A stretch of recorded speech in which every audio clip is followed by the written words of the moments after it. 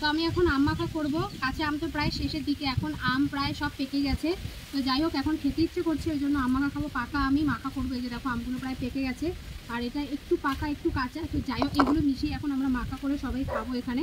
কারণ কাঁচা আম তো শেষ, এরপরে তো আরোই পাওয়া যাবে না। সব যাও একটু হালকা কাঁচা আছে, এটুকু আর থাকবে না, পুরোটাই পেকে যাবে। তো এখন মাখা করব, সেই আমগুলো এখন পিস করে কেটে নিচ্ছি। তো আমার কিন্তু কাঁচা মাখা খেতে খুবই ভালো লাগে। তো তোমরা কে কে কাঁচা মাখা খেতে পছন্দ করো অবশ্যই কমেন্ট করে জানিও। তো চলো আমগুলো আগে কেটে নিই, তারপর আবার তোমাদের সাথে দেখা হচ্ছে। তো এখন যে আমটাই কাটছি সেই আমটাই পাকা। দেখো, এগুলো কেটেছি, এগুলো পাকা। ভাবলাম এটা হয়তো একটু কাঁচা হবে, কিন্তু দেখছি এটাও পাকা। দেখো পুরো পেকে গেছে, কিছু করার নেই। এখন এগুলোই আমরা সবাই মাখা করে খাবো।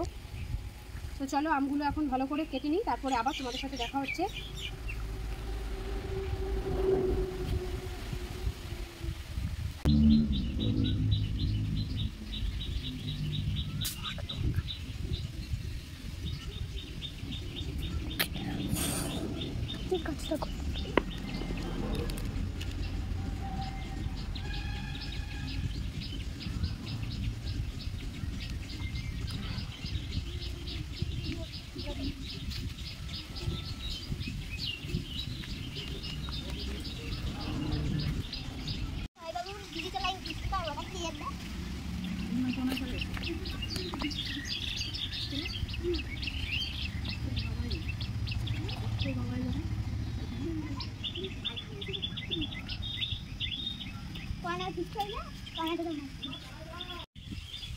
পুরো লাল লাল, দেখ দারুণ লাগছে দেখতে।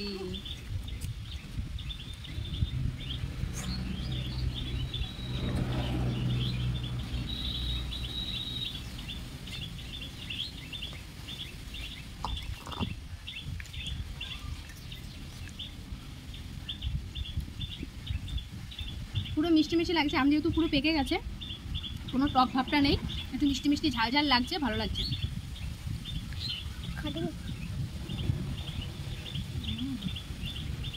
দারুণ লাগছে খেতে, একটা মিষ্টি মিষ্টি ভাব এসেছে।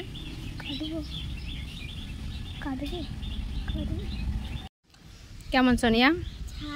ঝাল লাগছে না?